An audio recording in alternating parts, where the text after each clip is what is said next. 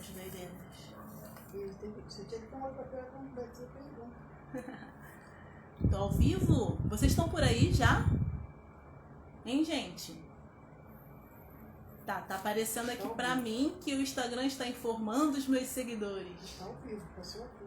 Oi. Estamos chegando. Vou esperar mais umas 2 pessoas aqui, né? Tava falando aqui que eu tô contando com umas 10 pessoas hoje aqui. Se bem que eu vi que meu banner andou por aí, né? Também o meu cliente, meu convidado hoje super especial, então um monte de gente resolveu repostar e me ajudar, assim. Então, estou muito feliz de estar aqui. Sejam bem-vindos ao Espaço Sorella. Sejam bem-vindos ao Espaço Sorella e a gente vai conversar um pouquinho sobre o Fevereiro Roxo, né? Cada mês tem uma ideia de promoção, né? Peraí, rapidinho, tá reverberando e eu tô me perdendo aqui na minha fala. Peraí, rapidinho, a gente já vai resolver. Enquanto isso, eu vou acenando para as pessoas. Coloca o fone e dá uma giradinha. Ou então abaixa o volume. Só abaixa o volume.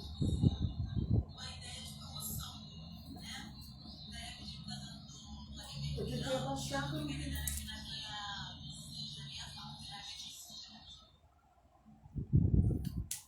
Pronto, agora sim. Agora não tem mais um áudio no fundo, Léo. Consegui resolver. Então, cada mês, né, a gente conhece muito o mês de outubro, que é o Outubro Rosa, né? Mas ultimamente todos os meses tem um tema para pensar a promoção de saúde, né? A gente vai pensar sobre algum tipo de doença, sobre algum tipo de condição, né? E aí é muito legal que a gente pode refletir um pouco. Eu não sabia, mas já existia esse mês aí, o Fevereiro Roxo. E, olha só, vim até trajada de Fevereiro Roxo, que para mim é muito interessante, porque aí eu começo abrindo para vocês que eu sou portadora de fibromialgia. Em 2015, eu não consegui me mexer um dia, uma semana inteira, na verdade, fiquei sem ir ao trabalho. E como eu já tinha uma outra doença chamada neuralgia do trigêmeo, eu não identificava os mesmos sintomas, porque eram sintomas diferentes, né? E aí eu cheguei na emergência e tal, e recebi esse diagnóstico. Depois tratando, né, verificando realmente portadora de fibromialgia. E com isso eu fui começando a procurar outros caminhos para o alívio da dor. A gente vai falar um pouquinho de cada uma delas, né? Assim, quando eu chamar meu convidado, já tem 4 pessoas, então já posso até chamar. E aí eu fui procurando outros caminhos para me ajudar a aliviar a dor. Eu procurei acupuntura, eu fiz hidroginástica. Só que a pessoa doida aqui, super animada, queria continuar trabalhando, fazendo faculdade, fazendo tudo, né? E aí não conseguia fazer os tratamentos também, né? Que não dá para fazer tudo, né? Então, eu fui buscando outros caminhos, assim. Com isso que eu fui me apaixonando cada vez mais pela terapia holística, que eu conheci lá no curso mesmo da faculdade, que eu sou aluna de terapia ocupacional. E ela se torna um braço, né, da TO. Não é uma coisa, não está ligada à outra, mas é um recurso, né? E aí eu fui buscando para me tratar. E com isso eu fui descobrindo uma forma de poder trabalhar, e aqui eu abri o Espaço Sorella, que a gente trabalha com diversas terapias integrativas. Mas muitos de vocês não estão aqui para ficar só me ouvindo falar. Então eu vou chamar meu professor, né, o professor Léo, né, o doutor Leonardo Valese, para a nossa conversa aqui. Vai ser bem, bem, bem legal. Léo, você conseguiu?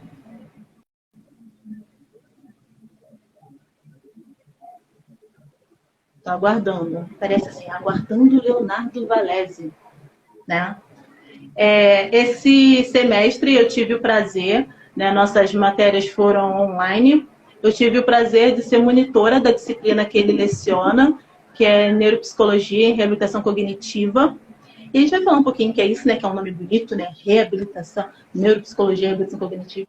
E aí a gente vai vendo. Oi, Léo! Olá, tudo bem? Oi, meu lindo! Vê se tem som, se eu conseguir instalar tudo direitinho, se eu apareço. Tá tudo direitinho. Você tá aparecendo, tá num bom ângulo. Eu Tá? tava te vendo perfeito, Kelly, assim, mas aí caiu minha internet completa, quando eu vi eu tava fora do espaço virtual. Mas assim, é esse mundo a gente vai aprendendo, né? Ainda mais nós que somos muito do contato. Ter essa coisa do virtual atrapalha um pouco o nosso meio de campo. Mas a gente vai se adaptando, né, aos tempos, né? Estamos aí, E aí, primeiro, criando essa nova capacidade. Léo, quero te apresentar, tá, para as pessoas aqui, porque realmente é um orgulho para mim. Eu digo assim, eu chamo o Léo de senhor, gente. O Léo tem quase a minha idade, mas professor para mim é senhor. Então, se rolar isso é porque é por conta de respeito mesmo, tá? Essa pessoa que eu julgo muito, muito importante na minha formação. Ele é terapeuta ocupacional, formado pela UFMG, né, um mineirinho, especialista em saúde mental e atenção psicossocial, neuropsicologia, gerontologia e programas de saúde. É mestre em neurologia. Tem um currículo enorme, tá? Mas aí, porque o importante é que ele é professor do IFRJ, por isso a gente se conheceu, e coordena atualmente o estágio extracurricular de reabilitação cognitiva na Clínica Escola, que trabalha com diversos públicos. E lá a gente faz esses atendimentos ao público, né? Nesse momento está sendo atendimento online, né, Léo? Mas eu aprendi muito vendo, quando eu cursei a disciplina, como o senhor aplica os testes, como a gente trabalha, assim, isso é muito legal lá. E que trabalha com pessoas de algum tipo de declínio cognitivo, não é isso? Isso. Eu fiquei muito feliz com o convite, Kelly, porque a gente já tinha estabelecido mais uma parceria no nosso encontro, né? No início do semestre, aí, que está persistindo o ano todo de 2020, esse ano tão difícil aí na nossa história. Você aceitou aí o convite para ser minha monitora de neuropsicologia e reabilitação cognitiva. Então, assim, estou muito feliz e agora a gente terminando essa etapa, você me convidou para a gente vir falar um pouquinho, então espero que a gente possa aproveitar esse momento máximo. Então, com certeza, sempre, né? Porque a gente ficava pelos corredores dizendo, não, a gente tem que fazer um negócio junto, a gente tem que fazer. E ficava conversa de corredor, né? Na verdade, quando a gente fez a primeira parceria, você ainda não tinha sido minha aluna. Eu tinha te conhecido numa prática de geronto, algum trabalho ali na sua disciplina de gerontologia, que veio participar do estágio, eu te conheci. Verdade. Depois de conversando antes mesmo de ser aluna, de você ser minha aluna. Foi mesmo, que aquela aula de geronto foi ótima, assim, trabalhar com os idosos na prática, né, na oficina da memória, né, foi bem legal mesmo. Foi que eu te conheci. Eu digo que eu te conheci antes, né, numa outra aula, mas que a gente se viu os dois, né, mas falando de Fevereiro Roxo, né, eu fui pesquisar quando que começaram a pensar nesse mês voltado para a promoção, né, da descoberta precoce do lúpus, da fibromialgia e do Alzheimer. E aí eu vi, Léo, olha que interessante, que foi em 2014 e aconteceu lá na tua terra, lá em Minas, lá em Uberlândia, numa faculdade lá, que começaram a pensar essa questão da promoção. Achei lindo a mensagem, o tema que eles usaram, que foi, se não houver cura, que ao menos haja conforto. E assim, eu como portadora de fibromialgia, isso para mim faz todo e qualquer sentido, porque por ser uma doença incurável, ao menos eu tenho que ter conforto, poder fazer as coisas do meu dia a dia, né? E aí eu deixo a palavra contigo, vou parar de falar, que você sabe que eu falo pra caramba. Vai me ajudando, porque a timidez é sempre esse desafio, vai falando junto comigo, é um encontro de muito prazer, né? E eu gostei que no início, antes de eu cair aqui da internet, você estava contando um pouquinho da sua história, se colocando como uma mulher, como uma pessoa, né? Que tem na sua vida aí a intercorrência de ter descoberto o diagnóstico e o quanto que isso, de certa forma, te impactou, né?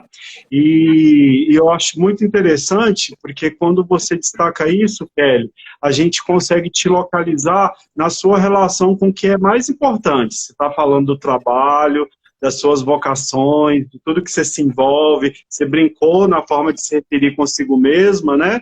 E, de repente, essa descoberta te atravessou e trouxe uma série de mudanças, né? Então, assim, eu acho que esse mês aí, com todo esse panorama de prevenção ou promoção, né? A gente pode dialogar com as duas estratégias aí, digamos, da saúde, mas por detrás dessas doenças vão ter sempre pessoas e essas histórias de vida, né? Então, assim, quando eu te escuto, né, e você coloca a palavrinha portadora, né? Eu escutei isso, eu falei, vou brincar logo com Kelly, que Kelly sabe que eu já chamo junto mesmo, né?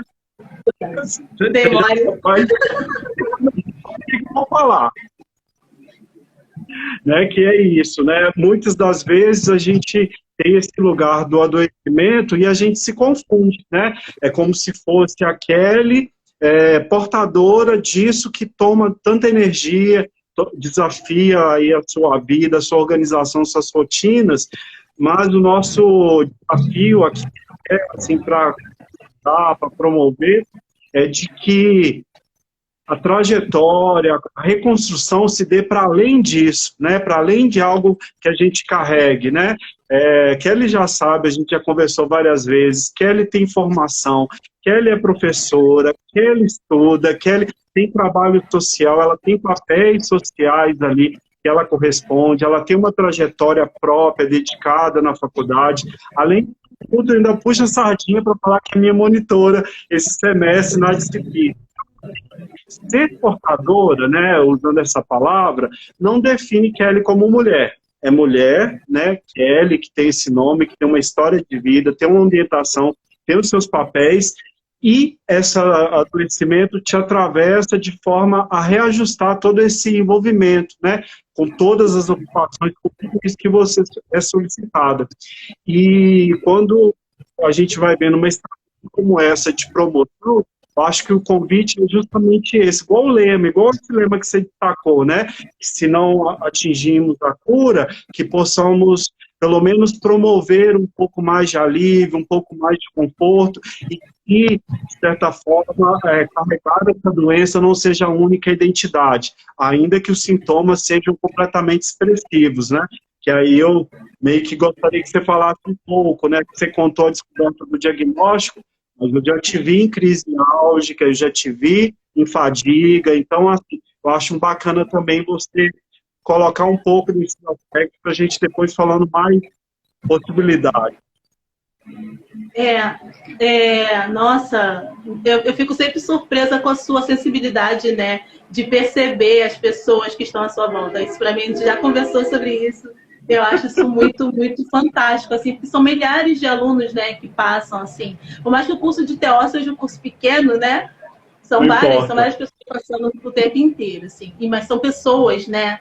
E é importante a gente falar sobre isso, porque realmente, por várias vezes, até legal o senhor lembrar disso, que a sua matéria era cedo, né, de neuro, quando eu cursei a disciplina.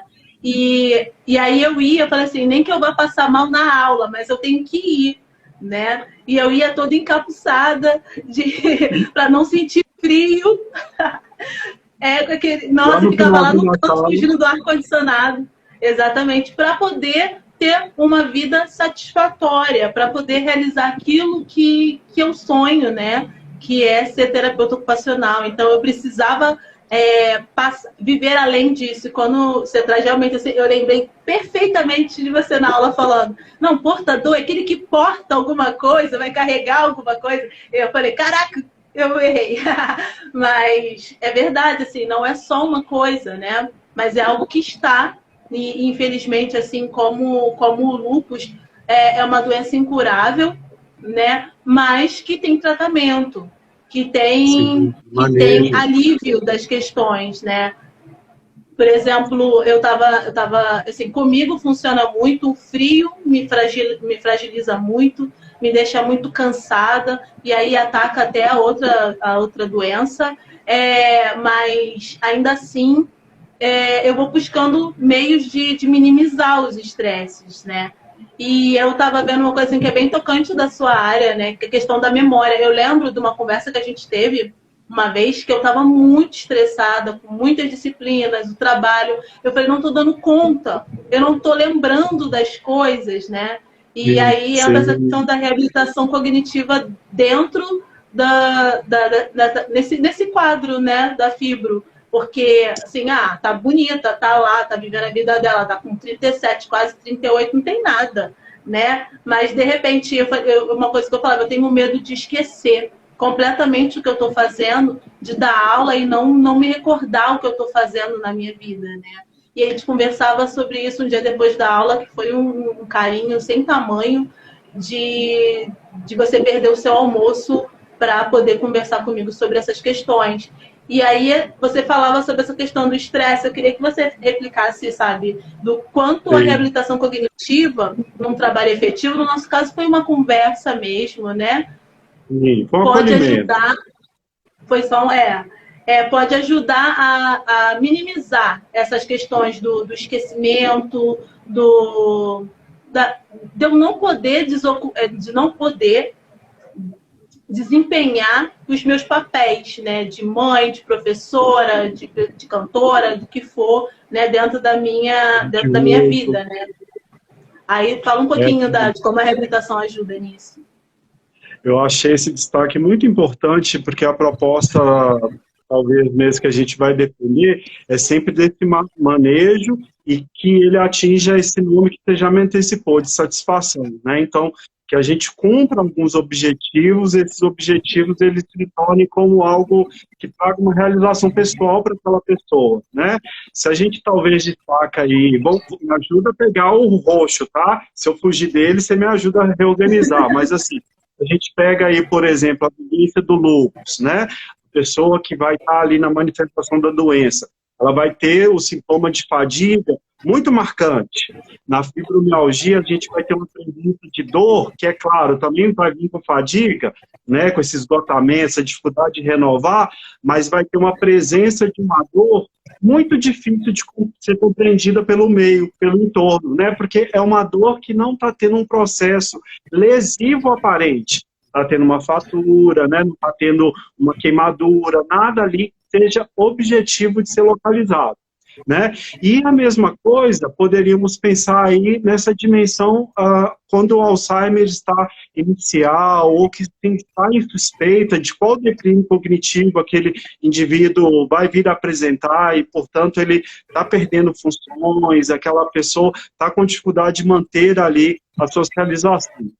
Então, assim, talvez a perspectiva nossa seria acolher tudo isso que altera, né, que compromete, que traz essa dificuldade, mas que ainda desafia essa pessoa a manter os seus vínculos, né? Então, naquilo que ela vai se envolver. Você falou super bem, você citou seu papel de mãe, o papel de cantora, tá na sua dimensão de lazer, outras habilidades que você também pode desenvolver profissionalmente, né? Tudo isso é um panorama que o processo desse adoecimento vem interferir, né? Vem interferir no ritmo, né? Vem interferir na intensidade pelo qual você se envolve, seus compromissos, seus prazos, suas rotinas, né?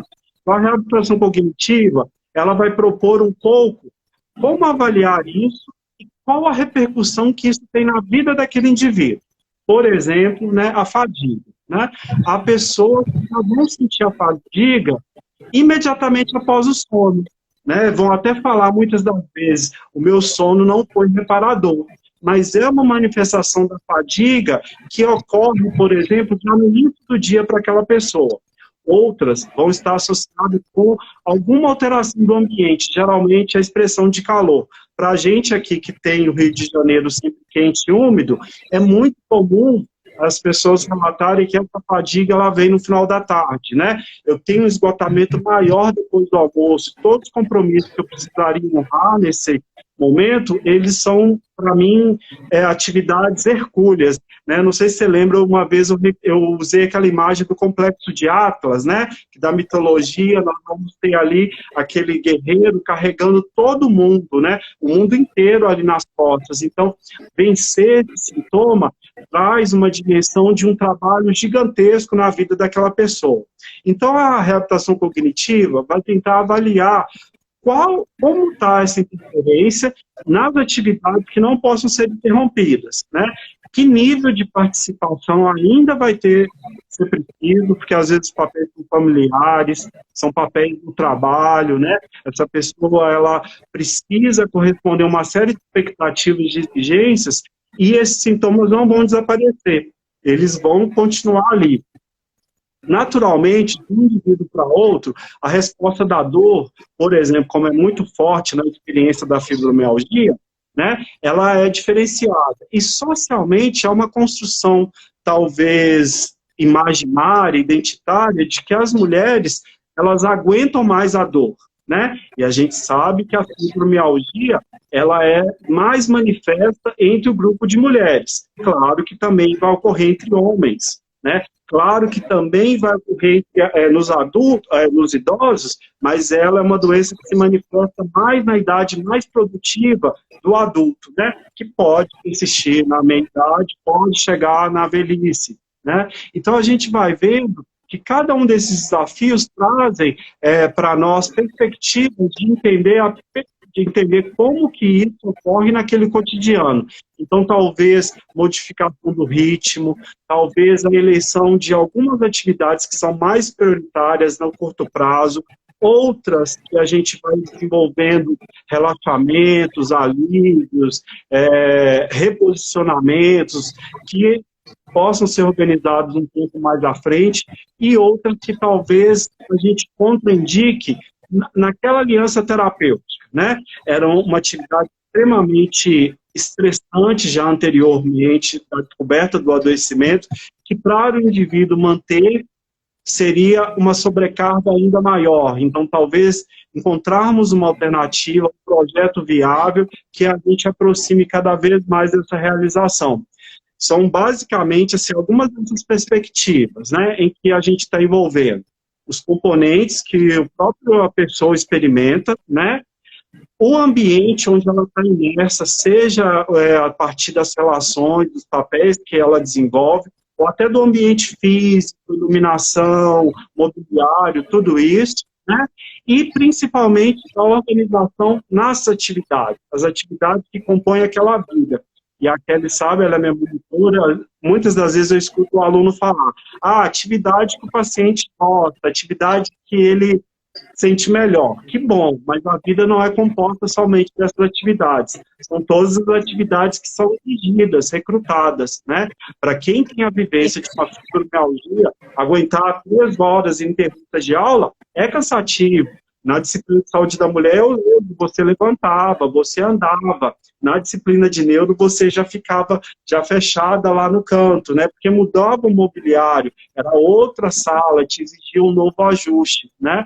E, então, assim, tudo isso que a gente está conversando são perspectivas de repensar a situação enfrentada ali por aquela pessoa, aquele grupo, e na vivência dessas situações de modo a não impedir essa participação, que as atividades não fiquem limitadas, que o rol, né, de atividades que a pessoa precisa se envolver, ela mantenha, né, que ela consiga corresponder a exigências, assim, dos papéis, das expectativas, porque todos nós temos um lugar social que nos explica, que nos dá identidade, né? Tenho certeza que quando você está no seu papel religioso, você corresponde a uma série de exigências ali da Kelly, naquele aspecto que é diferente da Kelly minha aluna, da Kelly minha monitora, ou da Kelly terapeuta holística, já atende seus pacientes.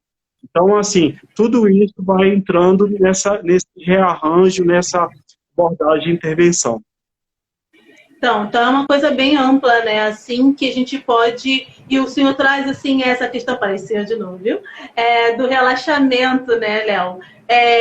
Que aí eu entro um pouco, né, assim, nessa questão que as massagens que são oferecidas, por exemplo, aqui eu trabalho com a massagem terapêutica, com a bomboterapia, com o reiki, são técnicas complementares a esse tratamento, né? Não é para assim, olha, o Léo é terapeuta ocupacional, deixa ele lá. Aquela é terapeuta holística, deixa ela aqui e eu fico só com um. Não, a gente trabalha em complemento, não é isso? Para poder promover esse bem-estar total da pessoa, né? Porque foi o que você falou da questão das dores crônicas. Então, se naquele momento eu posso aliviar a dor, eu tenho uma função. Eu posso, né? A pessoa vem aqui e recebe, ou começa, né, a questão do alívio da dor, não é isso? E vai ao set terapêutico, né? Procura um terapeuta ocupacional para uma coisa um pouco maior, para pensar esse plano, né, dentro da atividade, dentro dos papéis que a pessoa exerce na vida, né? Então são tratamentos complementares, né? Porque a gente tem essa mania muito de dizer, não, agora eu estou indo no terapeuta ocupacional, eu não preciso mais tomar remédio. Ou eu estou indo na terapeuta holística, eu não preciso mais no terapeuta ocupacional. Não, eu estou num trabalho integrado, né? Que pode ajudar a promover o conforto, a saúde dessa pessoa que tem uma doença. E todas essas desse mês aí emblemático, né, da promoção aí tanto do Alzheimer, do lúpus, da fibromialgia, são manifestações, apresentações clínicas, doenças, né, condições que mereçam o máximo de abordagens de cuidados integrais possíveis, né? Então, assim, não existe uma primazia de um tratamento que vai garantir sozinho o alívio, a estabilização ou a manutenção, por exemplo, das capacidades cognitivas, algo que a gente almeja muito aí no tratamento de uma pessoa que tenha, né, a hipótese de diagnóstico de Alzheimer. Então, assim, para nós, avaliar um projeto mais amplo com o paciente, com aquela família, com aquele grupo, de modo a viabilizar saídas, eu acho que é sempre uma estratégia muito relevante, né? Tem pessoas que vão se identificar com a abordagem do toque. Você rapidamente lembrou, né, o reposicionamento a partir do toque, da massagem, do relaxamento, de práticas, igual você explicou bem no início, integrativa, vão ser satisfatórias para alguns indivíduos. Outros vão precisar de uma retaguarda, por exemplo, psicológica, com um psicólogo ali de referência, o tratamento médico, fisioterápico e também terapêutico ocupacional. Então, assim, as saídas, eu acho que são de projetos que envolvem tanto a identificação quanto o acesso, né? Uma abordagem poderia ser muito satisfatória para aquele caso, mas o acesso não foi garantido, né? Essa pessoa no território, onde ela circula, ela não alcança aquele serviço. Então, eu sempre procuro oportunizar, assim, o que te identificaria, o que traria para você um investimento? Se você pudesse valorizar esse espaço, pudesse recorrer isso como uma aposta, né? Uma aposta de melhoria. Né? A gente vai vendo que cada vez mais as pessoas também, Kelly, assim, desenvolvem uma autonomia no cuidado, né? Elas passam a exercer a sua escolha, a sua reivindicação de direitos, como elas merecem ser acolhidas, como elas merecem ser informadas. Então, assim, quanto mais amplo, eu acho sempre mais relevante. Né? Claro, a gente vai tendo pesquisas que vão nos atualizando quais terapias estão conseguindo um pouco mais de evidência naquele momento. A gente sabe que, no caso, por exemplo, das demências, e aí não conseguiria falar somente do Alzheimer, mas colocando ele como uma demência mais frequente entre o grupo que demencia, né, que vai manifestar, digamos, essa alteração, as terapias não farmacológicas de estimulação cognitiva, de manutenção dessas capacidades, tendem a preservar por um tempo maior. Medicação, ela preserva por um tempo, mas os sintomas voltam a se incidir, a acentuar num espaço mais curto do que na abordagem ali do contínuo de uma estimulação cognitiva. Então, é claro, né, a gente está com o paciente apresentando esse quadro, essa suspeita, a gente tem o dever, inclusive ético, de tentar viabilizar ao máximo esse tipo de suporte, esse tipo de acompanhamento, né? E a mesma coisa para adultas, né? A gente vai vendo que, pela cultura, igual eu tentei falar disso, mas eu não tinha destacado esse aspecto, é esperado, né, uma sobrecarga de uma exigência do que é ser mulher, né, na sociedade, definida aí de uma forma muito geral, de que ela aguente, de que ela não reclame, de que ela não desista, de que ela dê conta sozinha. Então, até a consciência, né, eu me lembro muito, vocês fizeram um trabalho sobre fibromialgia, né, vocês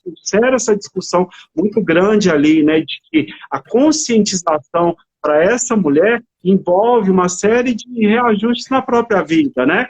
Porque muitas das vezes recebido uma exigência de que você tem que dar conta sozinha, é assim mesmo, não tenho que reclamar. O panorama de ser mulher exige isso. Não que a gente concorde, mas nós estamos colocando que isso tudo entra na equação dos tratamentos, dessa abordagem possível de um projeto de cuidados mais integrais.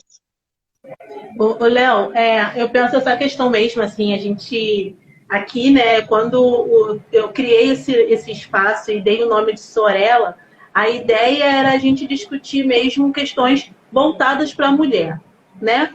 Para a mulher periférica, sobretudo, que é onde eu me encontro, e assim, que a gente não tem acesso mesmo, né? Eu não conhecia mesmo, eu fui conhecer mais por conta de estar inserida na faculdade, né? E as pessoas não conhecem, não sabem quais são os direitos. E quando você fala que as pessoas começam no autocuidado, porque a gente começa a pesquisar e já vai sabendo o que é melhor para você, o que não é, quais são as coisas que você pode fazer, mas não nos dizem que a gente pode fazer isso, né? Porque tem essa coisa do saber médico que sabe tudo e pode tudo, sabe? Claro que dentro da terapia ocupacional, né, a gente aprende que tem que ter essa construção coletiva, né, junto com a pessoa, né? Foi o que você disse, não é essa questão de vamos fazer o que ele quer, mas vamos construir um caminho possível para esse cuidado, para esse tratamento, né? E, assim, eu estou respondendo essa questão da mulher, que realmente a gente é violentada de tantas formas, até mesmo na forma de poder ser cuidada, né? De ter esse direito de ser cuidada. Mas eu queria trazer outra coisa, né? Que você já falou um pouco sobre a questão das demências, e minha amiga está com o pai, recebeu há pouco tempo o diagnóstico de Alzheimer. E aí eu falei para ela, falei assim, olha, procura um terapeuta ocupacional. Aí ela, por quê? Eu falei, porque cura não tem, mas fazendo um tratamento precoce, consegue manter ainda as funções que é o que o senhor traz, que a gente consegue com medicação e com o tratamento da reabilitação, né? E aí eu falei assim, consegue manter o quadro. Assim, cura, sim, né? Ah, vai curar o Alzheimer. Que maravilha, sim, se a gente conseguisse. Mas vamos fazer com que ele continue tendo uma vida, uma rotina, sabe? E para ela está sendo muito sacrificante essa questão, porque como é pai, já não aceita o cuidado e tudo mais, assim. Então, eu queria que você falasse um pouco mais mesmo. E até dessa coisa, como que a gente sabe, né? Uma sociedade que está cada vez mais idosa, como que a gente sabe que minha mãe, né, ela tá até aqui, se ela tá ficando, se ela tem uma demência mesmo, ou se ela só tá esquecendo por conta da idade. Minha mãe é nova, minha mãe tem 61, mas essa provocação. Mando muitos beijos para ela, não a conheço, mas já tenho carinho. Só de ser mãe de Kelly, já tenho carinho.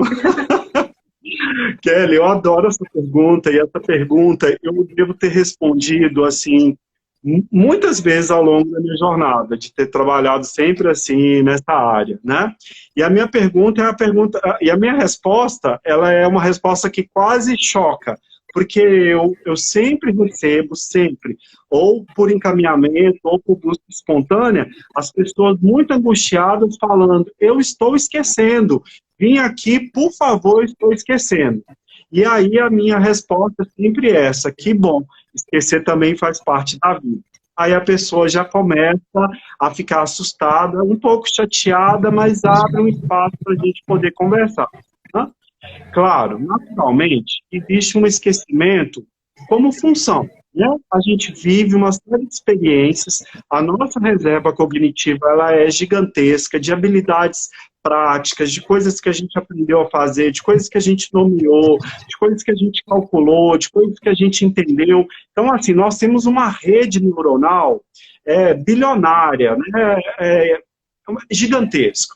Então, a dimensão do esquecimento, ela também parte de um processo que mantém aí, digamos, uma funcionalidade relacionada aos problemas que a gente está vivendo. Então, a gente começa a focar bastante a vida, as preocupações, as lembranças naquilo que, de fato, está nos exigindo.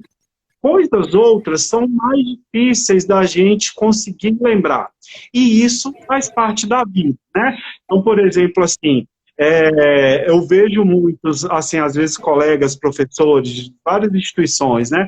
Eu não lembro o nome de aluno, né? Aí eu falo, mas você esquece o roxinho? O roxinho eu não esqueço. Então não há tanto problema. Porque, por exemplo, hoje aquele sabe, todo dia de fechamento lá dos professores. Todos os seus professores ficamos loucos fechando todos os diários. Né? Então, assim, com o tempo, os nomes passam a não ter tanto significado como tem, por exemplo, Kelly para mim. Kelly vai formada, Kelly já tem 5 anos, 10 anos, eu vou lembrar o seu nome, porque a gente teve vários encontros. Agora, eu não posso garantir que eu vou ter a mesma evocação de nome de um aluno que nunca me procurou, que nunca troquei, que nunca fez uma parceria. Então, a gente precisa contextualizar quais sinais e sintomas são preocupantes aí nesse risco de manifestação de uma possível doença de Alzheimer, né, ou de uma demência. Eu tendo sempre a perguntar para aquele paciente, para aquela família, o que está mais difícil de realizar naquele momento. Porque, naturalmente, a minha abordagem vai ser na atividade que eu vou reabilitar e para essa atividade eu vou tratar os meus objetivos de tratamento, porque ele vai chegar para mim num contexto de terapia ocupacional. Então, a minha pergunta vai ser muito assim, né? O senhor dirige? Você vai lembrar porque você corrigiu o caso clínico lá com os alunos, você acompanhou, né? O senhor dirige? Não, meu filho, eu trabalhei 30 anos fazendo frete aqui na cidade, eu conheço o Rio de Janeiro completo, mas minha família não está me deixando mais dirigir. Ora, pois, família não está deixando aquele senhor dirigir, nós localizamos uma restrição da participação social. Essa família tomou uma decisão, ele trabalhou 30 anos no volante fazendo frete, agora ele está impedido de exercer aquilo. Como que se dá isso na vida dessa pessoa? Eu não vou propor que ele recupere, mas eu preciso avaliar o que estava aparecendo com dificuldade nessa prática tão corriqueira que ele fazia tão bem, que passou a ser um risco. Outra, eu vou falar só com Kelly, assim, com todo mundo que está na sala, claro, mas com Kelly, porque Kelly foi minha monitora, vai lembrar dos casos do remédio. Né? A outra chega nos dizendo assim, poxa, que tipo de avó que eu sou, eu não sei mais o nome dos meus próprios netos, né? Aqueles netos que não são netos distantes, são os netos que ela estava convivendo dominicalmente, que ela fazia aquele almoço, aquelas comidinhas típicas, e ela não estava mais lembrando o nome dos próprios netos. Então, a gente vai vendo que esses e outros esquecimentos que eu poderia muito valorizar aqui, eles vão interferir diretamente numa capacidade de resolver problemas, né? De se manter ativo, de corresponder a atividades que sejam usuais, não atividades que você não tenha feito, né? Meu sonho é aprender a tocar violão, mas eu sou uma pessoa tão descoordenada, então não vai ser um possível esquecimento de uma habilidade motora para tocar violão que eu não tenha desenvolvido na vida, que vai indicar um prejuízo possível para a doença de Alzheimer. E tem naquilo onde eu estou mais sendo solicitado. A gente sabe que a doença, o diagnóstico, só é possível de ser confirmado depois, quando o indivíduo já morreu, né?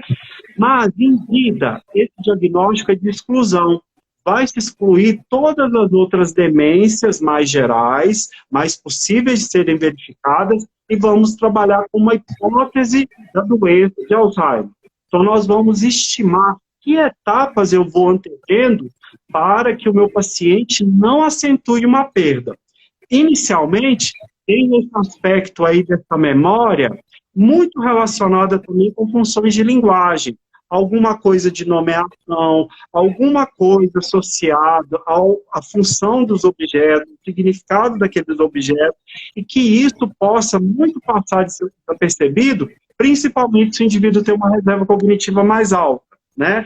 Eu me lembro muitas das vezes, assim, atendendo pessoas, assim, com 25, quase 30 anos de escolaridade, né, que passaram a vida inteira estudando mesmo, né? E a gente estava, por exemplo, em alguma prática, ou em alguma atividade para nomeação, e aí o paciente muito elegante, muito garboso, e falava: ô, meu filho, você é tão jovem, né? Porque a gente sempre é jovem no atendimento com um idoso, né? Estou caminhando para minha velhice, mas ainda continuo muito mais jovem que os meus pacientes centenários. Olha, você é tão educado, tão gentil, me perguntando esse nome. Ora, pois, esse é aquele objeto que a gente usa para nos proteger nos dias de chuva, para que ninguém se respingue. Mas o nome, por exemplo, de um guarda-chuva não foi possível para ele evocar. O nome que ele teve a vida inteira ali, né? Então, assim, eu tendo a valorizar o esquecimento num contexto que a pessoa ainda está sendo solicitada. Outro esquecimento que eu gostaria de destacar muito aqui é o de esquecimento quando a gente já tem uma família excessivamente zelosa. Então, aquele ente, aquela pessoa está num processo de diagnóstico, de investigação, e ele está tendo, então, uma evitação geral daquela família. A família colocou de tudo. Não desce mais para comprar um pão, não vai mais na padaria, não vai mais buscar o remédio, não mexe no celular, porque a senhora agora não pode fazer nada. A senhora está dando trabalho.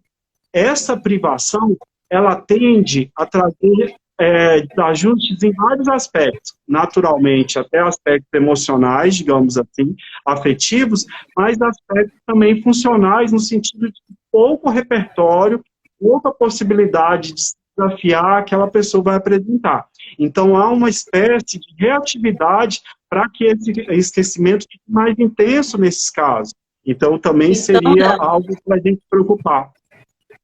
Então, o excesso de zelo, às vezes, é um problema também, né?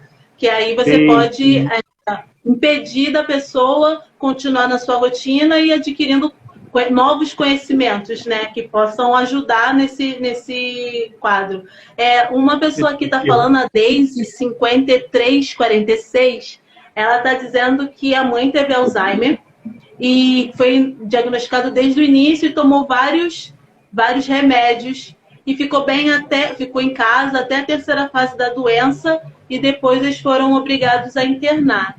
E que já tem 1 ano que a mãe dela faleceu, e tem sido muito doloroso para a família.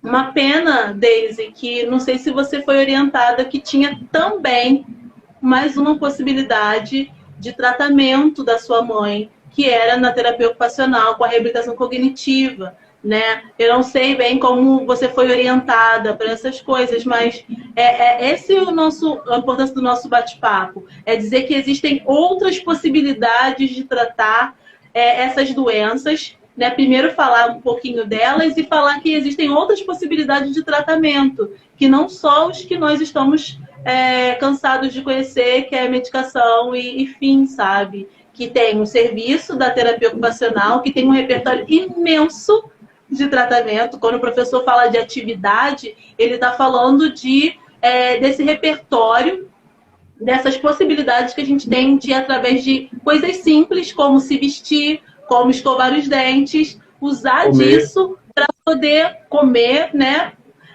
Para poder manter a memória, para poder manter como se arruma uma casa, como se faz uma receita. Então, parece besteira, assim, mas a gente usa desses recursos para poder manter a saúde mental, né, nesse caso. Então, é uma pena, assim, eu quero que a gente possa, né, multiplicar para outras pessoas conhecimento. E, Léo, uma outra pessoa está perguntando aqui, perguntou diretamente para você, a Darlete... Kelly, Oi, oi. Não, segura essa. Eu também queria falar para a Deise, porque senão se você falar outra, depois eu não vou lembrar. Tá. Deise, primeiro assim, igual que ele te acolheu, e eu também queria manifestar da mesma forma, né, os nossos sentimentos.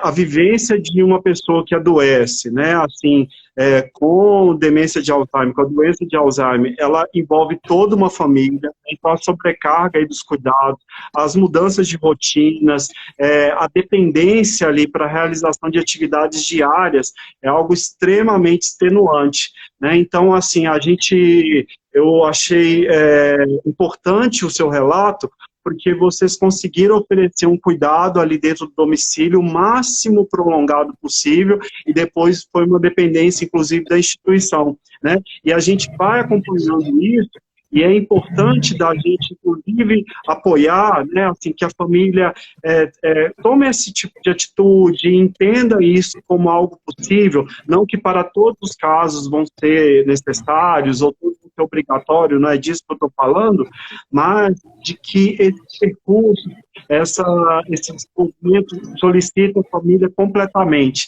né? E esse é um aspecto muito importante, né? Aquela, digamos, doença, ela não isola e restringe somente aquele indivíduo, toda uma família se desafia. Então, eu queria falar um pouquinho isso também, entendeu, Kevin? Mas fala agora. Sim. O outro próximo que você ia falar.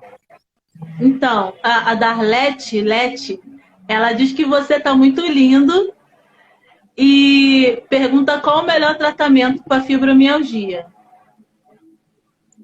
Ótimo. Geralmente, Darlete é minha prima, então mandei um beijo para ela, ela entendeu. O que acontece? O melhor tratamento seria um pouco isso que eu tentei responder para o Alzheimer, que eu vou manter a mesma resposta para o lúpus e a mesma resposta para a fibromialgia. É aquele que você consegue ter acesso e que você mantém como regular. Tem muitas pessoas que vão se beneficiar, por exemplo, de fisioterapia. E eu estou citando fisioterapia porque a difusão dela no território brasileiro é muito maior, por exemplo, do que a nossa terapia ocupacional. Tanto a terapia ocupacional quanto a fisioterapia são extremamente vigorosas e aliadas para promover esse bem-estar, a recuperação desses pacientes.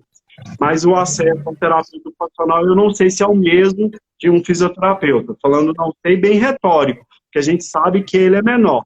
Então, assim, a gente vai vendo que muitas pesquisas vão depender da ideia, por exemplo, de relaxamentos, né? Então, assim, sugestões, né? Atividades que sejam na água, que não tenham resistência, né? A gente sempre escuta muito falar assim, fibromialgia não pode na hidroginástica, né? Aí a gente fala assim, o que não pode? Está fazendo o que na hidroginástica? Se ele entrar naquele ambiente aquático para fazer movimentos mais circulares, mais de reposicionamento, de consciência corporal, ele vai ter um efeito muito bom para um relaxamento que vai ajudar na remissão da dor, no controle da dor. Então, assim, eu estou tentando dar uma ideia aqui de que o tratamento que lhe for viável, e se ele for mantido, ele vai te dar um suporte.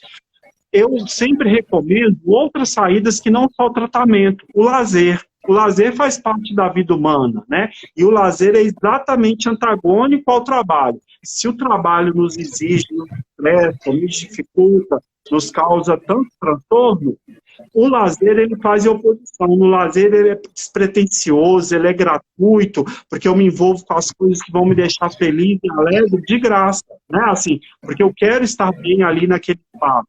Então, o lazer também pode ser uma forma de se somar a um tratamento. Eu vejo muitas das vezes que na minha intervenção, né, paciente com lúpus, por exemplo, tem um excesso de atividades, um excesso de prazo. Então, a minha participação vai ser um pouco assim, será que a gente não pode participar menos vezes? Um pouco mais longo a sua resposta, um pouco mais conversada, informada do seu limite. Será que você vai ter que entregar tudo antes de 50% desse prazo para você demonstrar o quanto competente você é? Então, assim, essas mudanças promovem uma melhora muito grande e são dimensões de tratamento. No geral, eu recomendaria qualquer prática de atividade física que lhe seja agradável, né? Tem gente que vai dançar, tem gente que vai para água, tem gente que já vai precisar de uma academia, vai precisar de uma corrida, né? Aí você precisa também desenvolver uma consciência corporal. Tem pessoas que, na resistência mais leve de uma atividade de musculação, vai sentir um alívio muito grande, melhora da condição do sono. Outro, esse mesmo esforço vai ter um fenômeno auge mais acentuado. Então, assim, experimente, se regule, mantenha uma prática por uma semana, né? Outra dimensão aí que eu colocaria muito, né? Essa dos seus papéis. Então, quais os papéis que você se envolve, né? Você é mãe, você é pai, você é marido, é filho, é tia, né? Você é religiosa, você tem um papel socializante com seus amigos. Você, então, possa redistribuir um pouco essa carteira, né, de envolvimentos e você tem um rol, uma diversificação maior em tudo que você possa envolver. Então, você gasta um tempo com o núcleo, um tempo com o outro, você não se sobrecarrega, você não assume todas as tarefas apenas naquele único espaço. São todas medidas de tratamento, né? Então, uma atividade física, algo que te dê esse relaxamento, algo que você redistribui o seu tempo, as suas rotinas, tudo eu tenderia a dizer como tratamentos eficazes que vão dar resultado nessas condições. Né? Ô, Léo, estou terminando aqui de responder que a própria Deise, ela estava dizendo que ela desenvolveu a fibro também depois dessa experiência com a mãe dela, né? Eu estou escrevendo aqui para ela, do Sinta-se Acolhida, né? E aqui a gente pode ajudar com algumas coisas, como a massagem ajuda bastante, assim, eu sinto muita falta da massagem, porque eu faço nos outros, mas quando eu estou em crise, eu não tenho quem faça em mim. Então, assim, a gente pode ajudar com algumas coisas aqui, tá, Deise? Sinta-se acolhida nessas coisas. E eu sei que não é o nosso assunto, mas como eu tô muito feliz de ter um monte de gente ouvindo a gente aqui, e fizeram uma pergunta sobre Parkinson. E, assim, a Lígia, minha mãe tem 92 anos, tem mal de Parkinson. É uma doença que também não tem cura. Além dos remédios, há algum tratamento alternativo? O alternativo, eu vou admitir a minha incapacidade de responder. A Lígia, se quiser falar comigo depois, eu corro atrás, eu levanto os estudos, os protocolos. Alternativo eu não saberia dizer. Do tratamento conservador, né, eu indicaria ela ser acolhida em algum serviço de referência que puder. Pode ser alguma coisa de reabilitação cognitiva, pode ser de neuro, pode ser, inclusive, aqui na cidade, não vou citar, não sei se é gravado essa live aí, mas tem hospitais, assim, que às vezes o desenho é psiquiátrico, mas vão oferecer uma retaguarda também. Por quê? A gente vai ter diferenciação nas fases aí do decurso aí, ao longo dos anos da doença de Parkinson, né?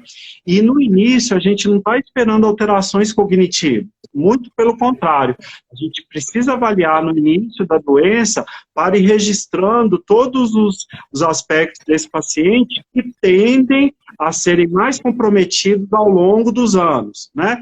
Mas a gente vai vendo que no início, nas fases iniciais ou intermediárias, os fenômenos físicos, eles são mais marcantes, né? Então, uma dificuldade para marcha, uma dificuldade para realizar atividades simples, por exemplo, como beber ou comer algo, né?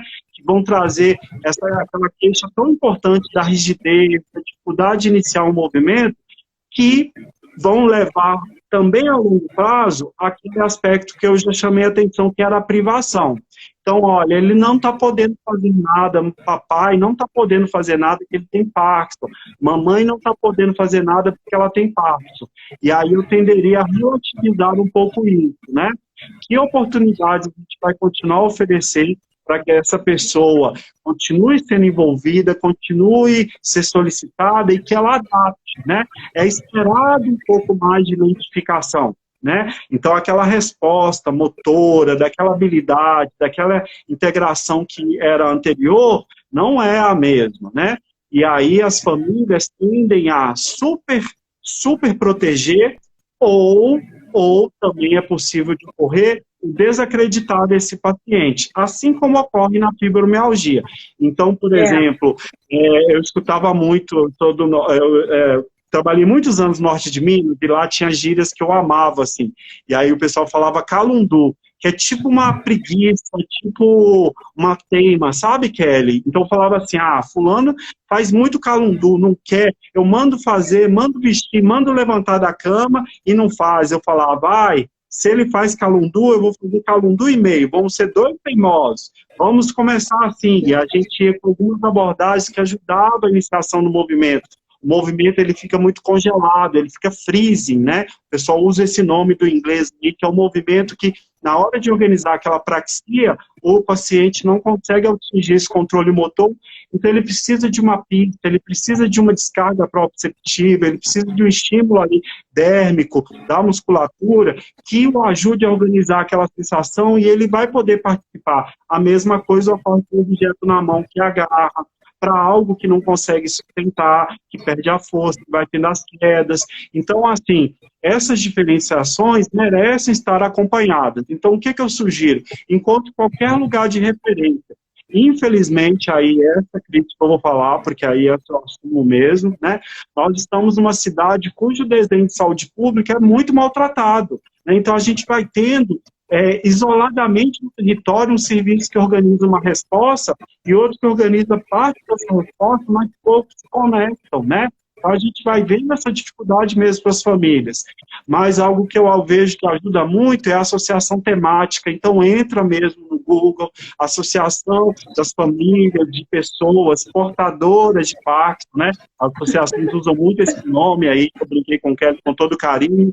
Então se afilie disso e vai mantendo esse vínculo. Agora, a longo prazo, nós precisamos ter notícia desse paciente. É um paciente que depois de 8, 10, 11 anos da doença, ele vai apresentar um pouco mais de rigidez para o raciocínio, ele vai ter uma resposta um pouco mais impedida ali para resolver as tarefas, envolver nos propósitos das atividades, reconhecer um pouco, orientar. Então, tudo isso também tem que ser prevenido a longo prazo em seguida de reabilitação cognitiva também. Léo, pensando ainda na questão da fibro, eu queria ir encerrando, porque a gente tem 3 minutos para 1 hora. Como eu faço pouca live, eu não sei se o Instagram já me deu a permissão de fazer live de mais de 1 hora, então eu vou encerrando, assim. Eu tô realmente amando o nosso papo, você sabe que eu adoro te ouvir falar, assim, mesmo. E que perguntaram sobre atividade, eu pratico polidense para poder me ajudar com as dores. Tem sido maravilhoso, né? Mexe bastante com a autoestima, é maravilhoso. Mas, assim, a minha professora até estava dizendo, você não está mais no estúdio, porque entrou a pandemia e eu não vou, né? Não tenho ido, porque eu tenho realmente me resguardado em relação a esse vírus bendito aí, né? Então eu prefiro, mas assim, eu falei com ela, assim que eu tiver vacinada, pode deixar que eu volto, que eu tô com saudade. Porque foi um ano que eu me senti muito bem, o ano que eu pratiquei, eu me senti muito bem, tive menos crises, e assim, minha vida melhorou em muitos aspectos por conta da atividade física. Alguém tá perguntando onde eu pratico, na Rua das Rosas, tá? Aqui no Valqueire mesmo. Com a Cris Poli, já que eu tô fazendo merchan, Cris Poli Studio. Então, assim, acabando essa parte, falando de mim, eu queria agradecer imensamente, Léo, por você ter estado aqui comigo. Eu queria muito que o Instagram tivesse me dado mais de 1 hora, mas eu não sei. Então, para eu não perder a possibilidade de gravar, deixar gravado aqui na página, eu vou encerrar. Quer falar alguma coisa? Muito obrigada mesmo. Você sabe que eu te adoro. Só queria te agradecer, eu fiquei com muito medo quando você me deu esse tema, essas 3 doenças. Como é que eu vou fazer um alinhavo, que mineiro gosta de contar causa e fazer tudo costuradinho, né? Mas, assim, fiquei com muito medo, mas ao mesmo tempo feliz, você lembrou de mim e a consideração que eu te tenho, eu sinto que você me tem também, é recíproco, eu acho que é isso, eu sinto assim. Então, estou muito feliz, deixo um beijo carinhoso para você. E agradeço a todo mundo que esteve aqui, que a gente passou junto um tempinho. Então, o professor Bruno cara de pau chegou agora, entendeu? E ele falou assim, Puxa as orelhas, puxa as sobre orelhas, outra. Bruno. Puxa Aí as o Bruno orelhas falou de... assim, é sobre outra live.